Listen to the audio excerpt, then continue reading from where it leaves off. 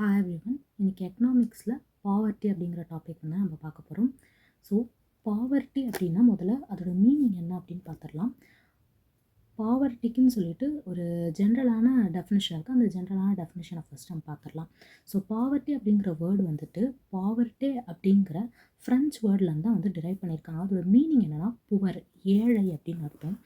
So பாவர்ட்டின்னா ஜென்ரலான டெஃபினிஷனில் என்ன அப்படின்னா ஒரு மனுஷனுக்கு தேவையான அளவு அவன் சாப்பிட்றதுக்கான சாப்பாடு, அப்புறம் அவன் போடுற ட்ரெஸ்ஸு, அதுக்கப்புறம் அவன் தங்குறதுக்கான இடம், இது எதுவுமே இல்லாமல் அல்லல் படுற நிலையை தான் வறுமை அப்படின்னு சொல்லிட்டு ஜென்ரலாக சொல்கிறோம். இப்போ இந்த பாவர்ட்டிக்குன்னு சொல்லிட்டு நிறைய டெஃபினிஷன்ஸ், அதாவது நிறைய பேர் சொல்லியிருக்க டெஃபினிஷன்ஸ்லாம் இருக்குது. அது நம்ம வந்து ஒன் பை ஒன்னாக பார்க்கலாம். ஃபார் எக்ஸாம்பிள் எக்கனாமிக்ஸ்க்கு அப்படின்னு பார்த்தோம்னா நிறைய டெஃபினிஷன்ஸ் இருக்குது.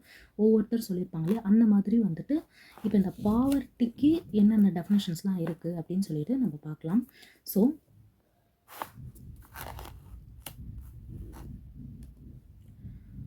வறுமை, பாவர்ட்டி அப்படிங்கிறதுக்கான இலக்கணம் உலக வங்கி, அதாவது வேர்ல்டு பேங்க் வந்துட்டு சொல்லியிருக்கு பாவர்ட்டி அப்படிங்கிறதுக்கான இலக்கணத்தை. ஃபஸ்ட்டு அது என்ன அப்படின்னு சொல்லிட்டு நம்ம பார்க்கலாம்.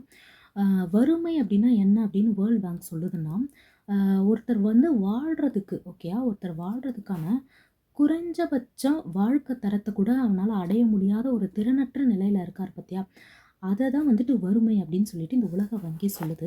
ஸோ இதில் குறைந்த வருவாய், அதாவது இதில் வந்து குறைந்த வருவாய், அப்புறம் கண்ணியத்துடன் உயிர் வாழ்வதற்கான தேவையான அடிப்படை பொருள்கள் மற்றும் சேவைகள் பெற இயலாத நிலை ஆகியவை அடங்கும். இப்போ இதில் வந்து என்ன சொல்கிறாரு அப்படின்னா, என்ன சொல்கிறாங்க வேர்ல்ட் பேங்க்கில் அப்படின்னா, வறுமை அப்படிங்கிறது வந்துட்டு ஒருத்தரால் வந்துட்டு லோ இன்கம் அவங்களுக்கு இருக்கும். லோ இன்கம் இருக்குது அப்படின்னாலே அவங்களால வந்துட்டு ஒரு ஒரு கண்ணியத்துடன் உயிர் வாழ்வதற்கு தேவையான அடிப்படை பொருள் எதுவுமே இருக்காது. பேசிக்காக வாழ்கிறதுக்கு எந்த ஒரு பொருளுமே இருக்காது. ஸோ அந்த நிலையை தான் வந்துட்டு இந்த இடத்துல வறுமை அப்படின்னு சொல்லிட்டு சொல்லியிருக்காங்க அப்படின்றாங்க. ஸோ வறுமையில் இருக்கிறவங்க வந்துட்டு எப்பவுமே அந்த வறுமையில் இருக்கிறவங்களால குறைவான சுகாதாரம் தான் பெற முடியும். கல்வி வசதி அப்படிங்கிறது வந்து இருக்காது. ஒரு மோசமான குடிநீர் வசதி, அப்புறம் குறைந்த உடல் திறன் ஆகியவை வறுமை அப்படின்னு சொல்லிட்டு இந்த வேர்ல்டு பேங்க்ல வந்து சொல்லியிருக்காங்க. ஓகே, இப்போ உலக வங்கி வந்து வறுமைனா என்னன்னு சொல்லிடுச்சு. இப்போ யூஎன்ஓனா வறுமை அப்படிங்கிறதுக்கான ஒரு டெஃபினேஷன் வந்து கொடுக்குது. இது ஆக்சுவலி ஒரு வேற மாதிரி, நம்ம யோசிக்காத ஒரு வேற மாதிரியான ஒரு ஆங்கிளில் வந்துட்டு இது ஒரு டெஃபினேஷன் கொடுக்குது. ஸோ யூஎன்ஓ வந்துட்டு 1998 வறுமை அப்படின்னா என்ன சொல்லுதுன்னா, வறுமை அப்படிங்கிறது வந்துட்டு அவனுக்கு வந்து ஒரு மனுஷனுக்கு வந்து ஒரு சாய்ஸஸே வந்து இருக்காது அப்படின்னு சொல்லிட்டு சொல்கிறாங்க. சாய்ஸஸ் இருக்காது அப்படின்னா இப்போ வந்து ஒரு ஒரு மனுஷன் வந்து ஒரு வறுமையில் இருக்க ஒரு மனுஷன் வந்துட்டு ஒரு எம்பிபிஎஸ் படிக்கணும்னு ஆசைப்படுறான் அப்படின்னா, படிக்கிறது அப்படிங்கிறது ரொம்ப கஷ்டம். கரெக்டாக? ஸோ அந்த மாதிரியான சாய்ஸஸ்லாம் இருக்காது. ஒரு குறுகிய ஒரு பாத் தான் இருக்கும். இதை தான் பண்ணியாகணும், இதை தான் சாப்பிட்டாகணும், இதை தான் போட்டாகணும்னு இருக்கும் இல்லையா? ஸோ அப்படி இருக்கான் பார்த்தியா, அவன் தான் வந்து வறுமையில் இருக்கான் அப்படின்னு அர்த்தம் அப்படின்னு சொல்லிட்டு சொல்லுது. அப்புறம் சந்தர்ப்பங்கள் மறுக்கப்படுதல், ஆப்பர்ச்சுனிட்டிஸ் எல்லாம் வந்துட்டு அவங்களுக்கு கிடைக்காது அப்படின்ற மாதிரி சொல்லுது. ஆப்பர்ச்சுனிட்டிஸ் கிடைக்காம இருக்காங்க, அப்புறம் வந்துட்டு சாய்ஸ் இல்லாமல் இருக்காங்க, அப்புறம் ஒரு டிக்னிட்டி, அதாச்சு மனித கௌரவம், இந்த டிக்னிட்டி, மனுஷனால் மதிக்கப்படாத ஒரு நிலை இருப்பாங்கள்ல. இப்போ மனுஷங்களே மற்றவங்க மதிக்கப்படாத நிலையில் இருப்பாங்க. இப்போ வந்து ஃபார் எக்ஸாம்பிள் வந்து இப்போ வந்து பிச்சை எடுக்கிறாங்க அப்படின்னா எல்லாருமே அவங்கள மதிப்பாங்களான்னா கிடையாது. ஒரு சில பேர் வந்து அவங்களுடைய அசிங்கப்படுத்துறது இந்த மாதிரிலாம் நடக்கும். ஸோ இந்த மாதிரி மதிக்கப்படாத நிலையில் ஒருத்தர் இருக்கார் இல்லையா, ஸோ அவங்கள வந்துட்டு வறுமையில் இருக்காங்க அப்படின்னு சொல்லிட்டு இந்த யூஎன்ஓ சொல்லுது. ஸோ சமூகத்தில் வந்து பெருசாக எந்த ஒரு தாக்கமுமே இருக்காது அப்படிங்கிற மாதிரி சொல்லுது. இந்த மாதிரி வறுமையில் இருக்கவங்களால அந்த நிலையை தான் வந்துட்டு வறுமை அப்படின்னு சொல்லிட்டு சொல்லுது. ஸோ ஒருவருக்கு போதிய அளவு உணவு, ஸோ எல்லாருமே லாஸ்ட்டாக சொன்ன பாயிண்ட் வந்து சேம் தான். ஸோ போதிய அளவு உணவு, உடை, கல்வி வசதி, மருத்துவ வசதி என்பன கிடைக்கப்பெறாமை, உணவு பயிரிடுவதற்கு போதிய நிலம், அதாவது இப்போ வந்துட்டு சரி ஓகே. என்கிட்ட வந்துட்டு வறுமையில இருக்கேன். என்ட்ட காசு இல்ல. எதுவும் நான் ஏர்ன் பண்ணல அப்டின்னாலுமே, அட்லீஸ்ட் ஒரு லேண்ட் இருந்தாவாச்சு அந்த லேண்ட் வச்சு ஒரு பயிரிட்டு அவன் பொழச்சுக்கலாம். ஆனா அப்படிப்பட்ட லேண்ட் அவன்கிட்ட இருக்காது. இப்ப வந்துட்டு வேலையின்மை, மெயினா வேலை இல்ல அப்படிங்கிறதுனால தான் இந்த வறுமை அப்படிங்கிற ஒரு விஷயமே வருது. கடன் பெற வழி இல்லாமை. ஸோ ஒருத்தர் வறுமையில இருக்காங்கன்னா, அவங்களுக்கு கடன் அப்படிங்கிறது பெருசா எந்த ஒரு பேங்க்லலாம் குடுக்க மாட்டாங்க. பேங்க்ல இல்ல. ம். நம்ம லோன் அப்படின்னு ஒரு விஷயத்த கேட்டாலே வந்துட்டு லேண்ட் டாக்குமெண்ட்ஸ் இருக்கா? இல்ல வந்துட்டு நீங்க ஏதாச்சும் படிச்சிருக்கீங்களா? சர்டிஃபிகேட்ஸ் இருக்கா? எங்க ஒர்க் பண்றீங்க? இது எல்லாமே பார்த்து தான் நம்மளுக்கு குடுக்குறாங்க. ஸோ அப்படி படும்போது, கண்டிப்பா வந்துட்டு இந்த லோன் இந்த மாதிரி விஷயம்லாம் வந்துட்டு கண்டிப்பா பெறதுக்கு வாய்ப்பே கிடையாது. ஸோ இதெல்லாம் தான் வந்து யுஎன்ஓ சொல்லுது. இந்த மாரி நிலையில யாரெல்லாம் இருக்காங்களோ, அவங்க வறுமையில இருக்காங்க அப்படின்னு சொல்லிட்டு யுஎன்ஓ வந்துட்டு ஒரு டெஃபினிஷன் குடுக்குது. அதுக்கப்புறமா வந்துட்டு பேராசிரியர் தாண்டேகர் அப்படிங்கிறவரு 1981ல வறுமைனா என்னன்னு டெஃபினிஷன் குடுக்குறாரு. இவரு சும்மா ஒரு சின்ன டெஃபினிஷன் குடுக்குறாரு. வறுமை அப்படின்னா என்னன்னா வந்துட்டு வாண்ட் ஆஃப் அடிக்வேட் இன்கம். ஒருத்தனுக்கு வந்து தேவையான ஒரு இன்கம் வந்துட்டு அவனுக்கு வேணும்னு அவன் வந்து கேட்குறான் பார்த்தியா? அத தான் வந்துட்டு வறுமை அப்படின்னு சொல்லிட்டு சொல்லுது. ஏன்னா, அந்த தேவையான இன்கம் இல்லாதனால தான் முதல்ல அந்த வறுமை அப்படிங்கிற ஒரு விஷயமே வருது கரெக்ட்டா? இப்ப ஒரு மந்த்லி ஒரு பெர்சனுக்கு வந்துட்டு இவ்ளோ தேவைப்படுது அப்படின்னு இருந்துச்சுன்னா, அந்த தேவையான அளவுக்கு அவன் ஏர்ன் பண்றான்னா, அவன் கண்டிப்பா வறுமையில இருக்க மாட்டான். அந்த தேவையான அளவுக்கு அவன் ஏர்ன் பண்ணல அப்படிங்கிறதுனால தான் அவங்க வந்து வறுமையிலே இருக்காங்க. இப்ப கேரக்டரிஸ்டிக்ஸ் ஆஃப் பாவர்ட்டி அப்படின்னு பார்க்கலாம். ஸோ, இப்ப இந்த வறுமையில இருக்காங்க அப்படிங்கிறதுக்கு, இந்த வறுமையில இருக்கவங்க இந்த மாதிரியான கேரக்டரிஸ்டிக்ஸ்லாம் இருக்கும் இல்லையா? இந்த மாதிரியான நேச்சர் உடையதா இருக்கும். இப்ப பாவர்ட்டில இருந்தா இதெல்லாம் கண்டிப்பா அவங்க ஃபேஸ் பண்ணுவாங்க அப்படின்னு இருக்கும்ல. ஸோ, அது எல்லாமே வந்து ஒரு 10 பாயிண்ட்ஸ் இருக்கு. ஒன் பை ஒன்னா வந்துட்டு பார்க்கலாம். ஃபர்ஸ்ட் பாயிண்ட் என்னன்னா, பட்டினி, பசி, ஊட்டச்சத்து பற்றாக்குறை. அதாவது பட்டினி, பசி 2ம் ஒண்ணு தானே. எதுக்கு 2மே குடுத்துருக்கேன் அப்படின்னு பார்க்காதீங்க. பட்டினி வேற, பசி வேற. பசி அப்படின்னா என்னன்னா, இப்ப நீங்க மார்னிங் சாப்பிடுறீங்க. மதியானம் ஒரு 1 மணி ஆகுதோன்னே உங்களுக்கு என்ன தோணும்? ஐயோ! பசிக்கிற மாரி இருக்கே. லைக் உங்களுக்குள்ளவே தோணும் இல்லையா? உங்க வயிறு வந்துட்டு கடமுடான்னு சவுண்ட் குடுத்து பசிக்குது, சாப்பாடு போடு அப்படி கேட்கும்ல. அதுதான் வந்து பசி. பட்டினினா என்னன்னா, நீங்க வந்துட்டு மார்னிங்கே உங்ககிட்ட காசு இல்ல, சாப்பிடல அப்படி இருப்பீங்க. மதியானமும் உங்ககிட்ட காசு இருக்காது, சாப்பிட்டுருக்க மாட்டீங்க. நைட்டும் உங்ககிட்ட காசு இருக்காது, சாப்பிட்டுருக்க மாட்டீங்க. இப்படி ஒரு கன்டினியூஸா நீங்க சாப்பிடாமயே இருப்பீங்க பாத்தியா? அந்த அந்த டைம்ல வந்து ஒரு அது பசின்னு சொல்ல முடியாது. அதுதான் வந்து பட்டினி அப்படின்னு சொல்லிட்டு சொல்றோம். ஊட்டச்சத்து பற்றாக்குறை. யூசுவலா வந்துட்டு பாவர்ட்டில இருக்கவங்க என்ன பண்ணுவாங்க? நியூட்ரிஷன்ஸா எதுவுமே எடுக்க மாட்டாங்க. முதல்ல அவங்களுக்கு உணவு கிடைக்கிறது அப்படிங்கிறதே கஷ்டம். அந்த உணவே வந்துட்டு அவங்க எப்படி சொல்றது? ஒரு மாரி ஒரு அரை வயித்தோட தான் அவங்க சாப்பிடுவாங்க. அப்படி இருக்கும்போது ஊட்டச்சத்தோட எப்படி அவங்களால ஃபுட் எடுக்க முடியும்? ஸோ இதுதான் வந்து ஃபர்ஸ்ட் பாயிண்ட்டு. அடுத்து என்னன்னா வந்துட்டு ஒரு ஒரு வறுமையில இருக்காங்கன்னா, கண்டிப்பா அந்த நோய் அப்படிங்கிற ஒரு விஷயம் இருக்கும். ஏன் அப்படின்னா, அவங்க ஒழுங்கா சாப்பிட மாட்டாங்க. ஒழுங்கா ஹெல்த்தியா இருக்க மாட்டாங்க. அவங்களுக்கான புரோட்டீன்ஸ் எடுத்துக்க மாட்டாங்க. அப்ப கண்டிப்பா அங்க நோய் இருக்கும். மருத்துவ வசதியின்மை. ஒரு பேசிக்கான மருத்துவ வசதியின்மை கூட ஒரு ஒரு ஹெல்த் போயிட்டு பேசிக்கா அவங்க பார்க்கணும் அப்படின்னா கூட, அந்த மெடிக்கல் இது கூட அவங்க கிட்ட இருக்காது. அப்புறம் limited economic opportunities. So limited economic opportunities அப்படின்னா, அவங்களுக்கு ஒரு குறுகிய இந்த ஒர்க் தான் போகணும் அப்படிங்கிற மாதிரி இருக்கும். ஏன் அ எ வறுமையில இருக்கவங்களால வந்துட்டு வேற ஒரு ஃபீல்டே போ முடியாது அப்படின்னா, முதல்ல அவங்களுக்கு கல்வி வசதி அப்படிங்கிறது இருக்காது. கல்வி அவங்க படிச்சிருந்தா, அவங்க கண்டிப்பா வேற வேற ஃபீல்டு போய் அந்த வறுமை நிலையே மொத்தமா மாறிடும். அந்த வறுமை நிலையில இருக்கவங்களே ஏன் வறுமை நிலையில இருக்காங்கன்னா, அவங்களுக்கு ஒரு குறுகிய ஒரு எக்கனாமிக் ஆப்பர்ச்சுனிட்டி இருக்கு அப்படிங்கிறதுனால தான். அடுத்து ஒரு கடன் சுமை. வாழ்க்கை ஃபுல்லா கடன்லயே தான் சுத்திட்டு இருப்பாங்க. கடனே குடுக்க மாட்டாங்கன்னு ஃபர்ஸ்ட்டு சொன்னீங்களே, இப்ப என்ன கடன் சுமைன்றீங்கன்னா, பேங்க்ல தான் கடன் தரமாட்டாங்க. இந்த கந்து வட்டி, அப்புறம் வந்துட்டு அதிகமா வட்டி வச்செல்லாம் நெறைய கடன்லாம் குடுத்து, கடனுக்கு மேல கடன், வட்டிக்கு மேல வட்டி கட்டி கடைசி வரும் அந்த கடனுங்கிற ஒரு விஷயமே வந்துட்டு ஒரு வறுமையில இருக்கவங்களால வந்துட்டு ஒழிக்கவே முடியாது. அப்புறம் lack of basic facilities, gender inequalities. So gender inequalities அப்டின்னா, இப்ப இந்த வறுமை வந்து வறுமையில இருக்காங்கன்னு அவங்களுக்கு தெரியும். வறுமையில இருக்காங்கன்னு தெரிஞ்சுமே, அவங்க என்ன பண்ணுவாங்க, நான் மட்டும் தான் வேலைக்கு போவேன். ஒரு பெண் வந்து வேலைக்கு போக வேண்டாம். நீ வீட்ல இரு அப்டின்னுவாங்க. ஸோ அந்த மாதிரி நேரத்தில வந்து அந்த வறுமை அப்படிங்கிறது எப்பவுமே ஒழிக்க முடியாது கரெக்ட்டா? ஒரு ஆண், பெண் 2 பேருமே வொர்க் போறாங்க அப்படின்னும்போது, மேபி அந்த வறுமை நிலையிலிருந்து கொஞ்சம் மேல வந்து கொண்டு வரலாம். ஸோ பிக் ஃபேமிலியா தான் இருப்பாங்க அப்படிங்கிறாங்க. ஸோ இந்த வறுமையில இருக்கவங்களோட கேரக்டரிஸ்டிக்ஸ்லாம் தான் வந்து இதில சொல்லியிருக்காங்க. அன்எம்ப்ளாய்மென்ட் வேலையின்மை. ஸோ ஆப்வியஸா வேலை இல்ல அப்படிங்கிறதுனால தான் வந்து வறுமைக்கு போகிறாங்க. அப்புறம் community and race related. So இதில் என்ன சொல்கிறாங்கன்னா, கம்யூனிட்டி வைஸ் பேக்வர்ட் கிளாஸஸில் இருக்காங்கள, அவங்க தான் வந்து யூஸ்வலாக வறுமையில் இருக்காங்க அப்படிங்கிற மாதிரி சொல்கிறாங்க. அப்புறம் அக்ரிகல்ச்சர் அண்ட் ரூரல் ரிலேட்டட், அதாவது ந நகர்ப்புறத்தில் இருக்கவங்கலாம் வந்து வறுமையில் இல்லை. அதாவது வறுமையில் இல்லைன்னா கம்ப்ளீட்டாக கிடையாது, ஓரளவுக்கு வறுமையில் இல்லை. பட் ஆனால் வந்துட்டு இந்த கிராமப்புறத்தில் இருக்கவங்க தான் வந்துட்டு ரொம்ப வறுமையில் இருக்காங்க அப்படின்னு சொல்லிட்டு சொல்கிறாங்க. அடுத்து பாவர்ட்டி லைன். ஸோ இப்போ பாவர்ட்டி லைன்னா என்ன அப்படின்னா, ரொம்ப சிம்பிளாக சொல்லணும் அப்படின்னா, ஒரு குட்டி எக்ஸாம்பிள். பாவர்ட்டி லைன் அப்படின்னா, இப்போ 100 அவுட் ஆஃப் 35 மார்க் எடுத்தால் பாஸ். கரெக்டாக 100க்கு 35 மார்க் எடுத்தால் பாஸு, 35 கீழே எடுத்தால் ஃபெயிலு. 35 அப்படின்னு சொல்லிட்டு ஒரு ஒரு மார்க் இருக்குது பார்த்தியா, அதுதான் இந்த பாவர்ட்டி லைன் அப்படின்னு சொல்லிட்டு நம்ம எடுத்துக்கலாம்.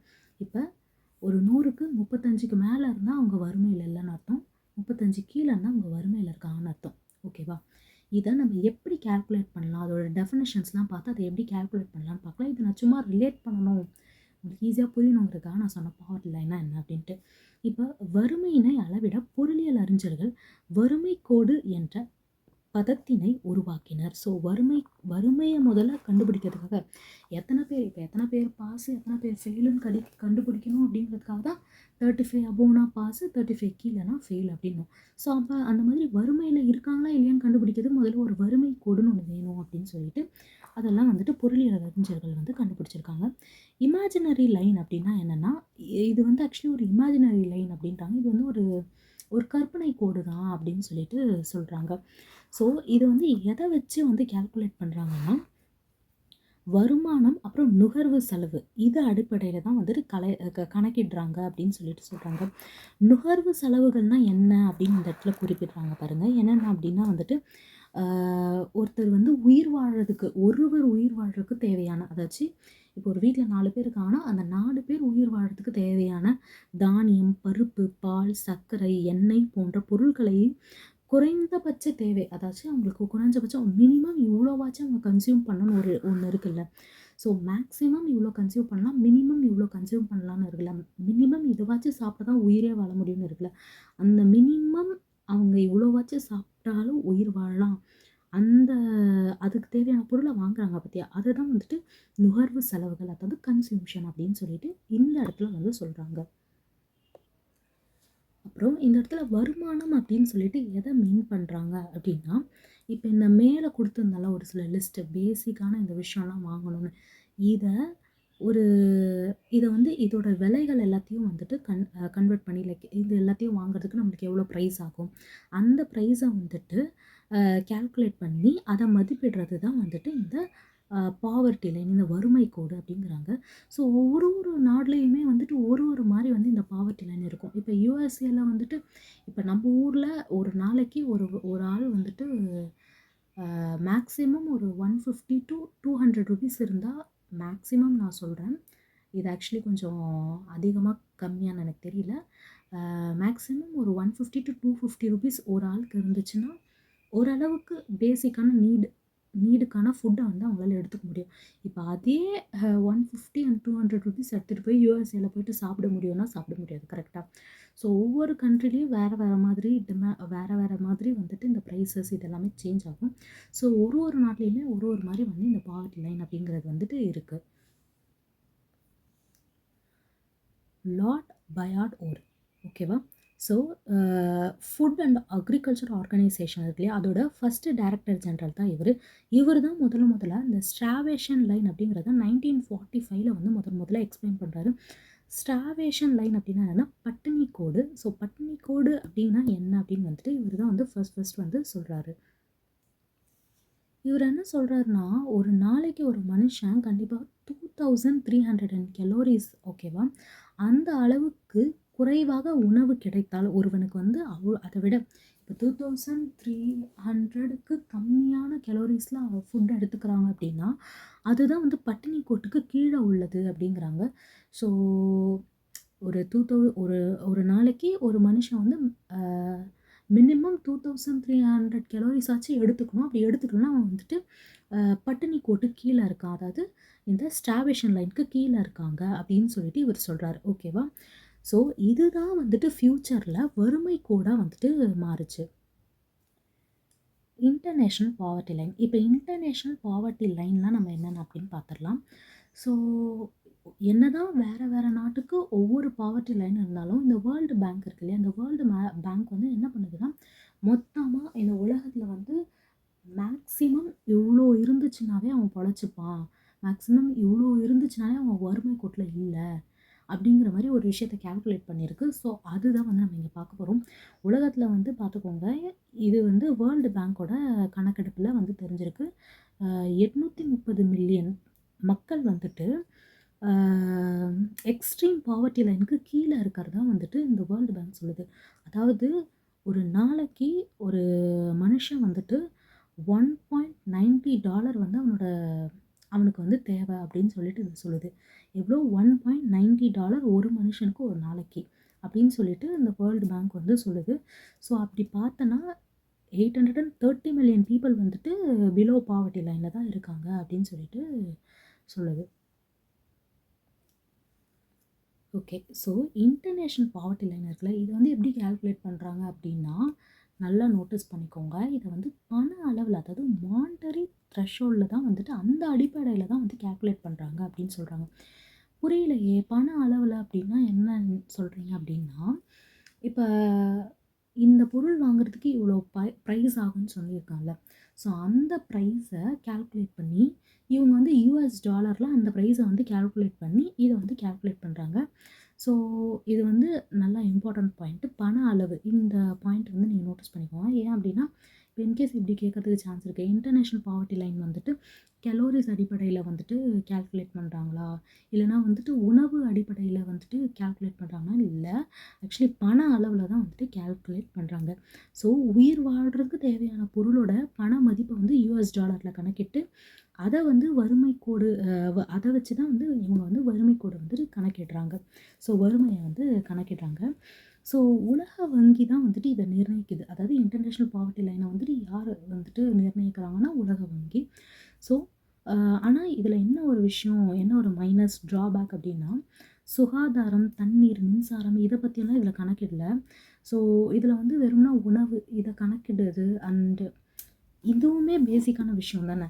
இப்போ வந்துட்டு சாப்பிட்றதுக்கு ஃபுட்டு, தங்குறதுக்கு இடம், போட்டுக்கிறது ட்ரெஸ், அதையும் தாண்டி இப்போ பேசிக்கான விஷயம் வந்துட்டு இன்னும் நிறைய வந்துருச்சு. என்னது? ஒரு எலக்ட்ரிசிட்டி எல்லாருக்கும் ஒரு காமனான விஷயம். எலக்ட்ரிசிட்டிங்கிறது தேவைப்படுற விஷயம். அப்புறம் வந்துட்டு ஒரு கேஸ் ஸ்டவ், ஒரு சிலிண்டர் கேஸ், அது நம்மளுக்கு தேவையான விஷயம்.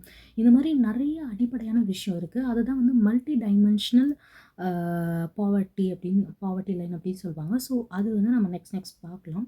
ஸோ 1990 வேர்ல்டு பேங்க் வந்துட்டு இந்த இன்டர்நேஷ்னல் பாவர்ட்டி லைன் வந்து ஃபிக்ஸ் பண்ணியிருக்கு. என்னென்னா ஒரு நாளைக்கு $1 வந்து அவன்கிட்ட வந்துட்டு இருக்கணும். அதாச்சும் அவனோட தேவையான பொருட்களை வாங்குறது ஒரு நாளைக்கு $1 இருந்துச்சுன்னா அவன் வறுமை கோட்டுக்கு கீழே இல்லை அப்படின்னு அர்த்தம் அப்படின்னு சொல்லுது.